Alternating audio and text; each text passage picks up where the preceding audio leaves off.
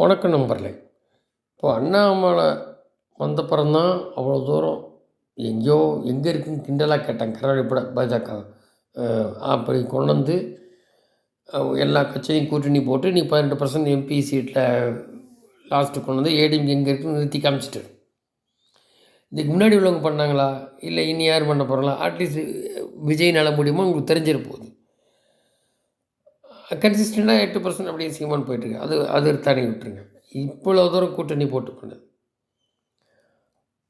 அதை வந்து நைனா வச்சப்பறம் ஏற்கனவே எடுக்க இதனால பழனிசாமி சொன்னாரா? அல்ல அவர் என்னன்னு தெரில. ஈஸியாக எல்லாம் வெளில போயிட்டாங்க. ஏன் 4 மாதம் இருக்கும்போது அதே எடப்பாடி தெரியாதா தினகரனுக்கு? ஸோ இதில் யார் நயினார் இல்லை டிஎம்கே யாரோ சொல்லிட்டோம். அவங்க 1000 சொல்லுவாங்க எதிர்கட்சியில் திமுக. அப்போ இவர் போன தடவையும் இப்படி தான் ஆச்சு. அப்போ எல்லாம் டிஎம்கே ஜெயிக்க வைக்கிறதுக்கு இருக்காங்களா? அவ்வளோ நல்லா பண்ணிட்டாங்களா அண்ணாமலை சொன்ன மாதிரி டிஎம்கேலாம்? எல்லா விதத்துலேயும் பிரச்சனை. ஒரு உர மூட்டை இறக்குறனா பிரச்சனை, ஒரு கள்ளச்சாராயம், பெண்ணு ஸ்கூலில் படிக்க முடியல, காலேஜில் பள்ளிக்கூட கட்டடங்களால இன்னும் இப்படியே இருக்குது. கள்ளச்சாராயம் கூட எல்லாம் சொல்லிட்டு போகலாம். போதைப் பொருள். ஆனால் எல்லாம் முடிஞ்சுன்ற அது கண்ணாடியில் பாருன்ட்டார் அண்ணாமலை. இப்படி ஒரு கேடுகட்டத்தனமாக இருக்குது.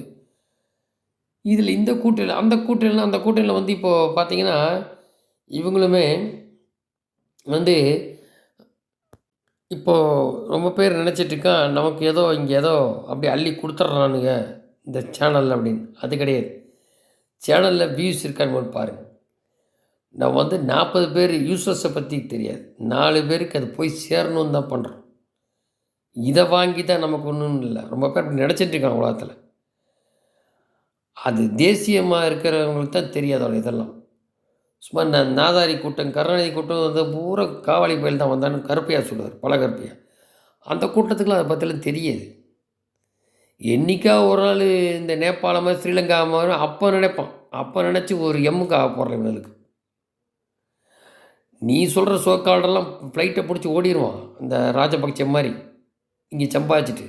நீ என்ன பண்ண போகிறீங்க அடுத்த வேலை? அதனால் இதிலெல்லாம் ஒன்றும் சம்பாதிக்கிறதில்ல. நீ பார்த்துக்கோ, எங்கேயா முன்னே விசாரிச்சுக்கோ. இது வந்து தேசியத்துக்காக தான், தேசிய தெய்வீகன் பசுமை முத்திராலயம் அது சம்மந்தமாக தான் பண்ணுறோம். நல்லது 4 பேர் தெரியும். இன்னும் தெரியும். இப்போது ஊடகத்தில் பார்த்தீங்கன்னா இப்போ வந்து 125 சீட்டு வேணும்னு காங்கிரஸ் கேட்டிருக்கான். இப்போது அந்த என்னமோ ஓட்டு திருடுறாங்கன்னு சொல்லி ஒரு இதை வந்து திருநெல்வேலி எங்கேயும் நடத்தணும். எப்போ தான் ராகுல் ஓட்டுருக்கார். ராகுலுக்கு என்னென்னா வங்காளதேசி இந்த மாதிரிலாம் ஆகணும். அது நடக்காது. அது என்ன வழி சொல்லிட்டார். 2018 செட்டப்பெல்லாம் பண்ணிட்டார் மோடி, ரஜினி படத்தில் வர மாதிரி. அந்த